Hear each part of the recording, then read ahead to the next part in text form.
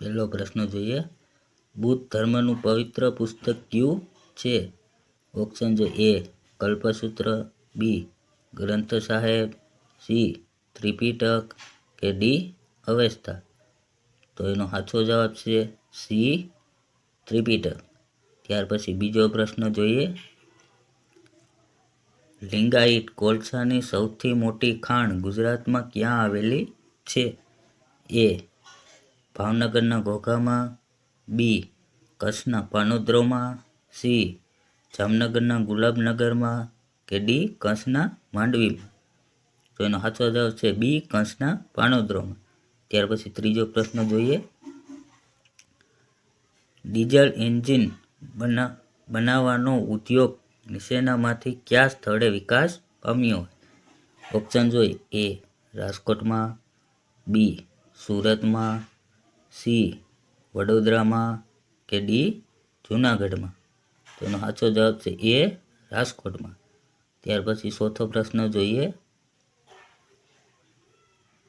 દેશનું સૌથી ઊંચું મંદિર ક્યાં આવેલું છે? એ મદુરાઈ મીનાક્ષી, બી પટ્ટકલ વિરુપક્ષા, સી રામેશ્વર લિંગેશ્વર કે ડી તાંજોર બૃહદેશ્વર. એનો સાચો જવાબ છે ડી તાંજોર બૃહદેશ્વર, એટલે 200 ફૂટ ઊંચું આવેલું છે. ત્યાર પછી પાંચમો પ્રશ્ન જોઈએ, પોરબંદર જિલ્લાના નવી બંદર અને જૂનાગઢ જિલ્લાના માણાવદર સુધીનો વિસ્તાર ખાલી જગ્યા નામથી ઓળખવામાં આવે છે? એ સરોતર, બી ખેડ, સી વાકડ કે ડી સોરઠ. એનો સાચો જવાબ છે બી ખેડ તરીકે ઓળખવામાં આવે છે. ત્યાર પછી છઠ્ઠો પ્રશ્ન જોઈએ, કણબી જાતિની મહિલા દ્વારા કરવામાં આવતું કણબી ભરત ભાવનગર જિલ્લાનો કયો તાલુકો છે? ઓપ્શન જોઈએ, એ મહુવા, બી ગારિયાધાર, સી સિહોર કે ડી ભાવનગર. તો એનો સાચો જવાબ છે બી ગારિયાધાર. ત્યાર પછી સાતમો પ્રશ્ન જોઈએ, નીચેનામાંથી કયું ખનિજ ગુજરાતમાં પ્રાપ્ત નથી? ઓપ્શન જોઈએ, એ થોરિયમ, બી કેલ્સાઇટ, સી બેનોડાઇટ કે ડી જીપ્સમ. તો એનો સાચો જવાબ છે એ થોરિયમ. ત્યાર પછી આઠમો પ્રશ્ન જોઈએ, આદિવાસી લોકકલા મ્યુઝિયમ ક્યાં આવેલું છે?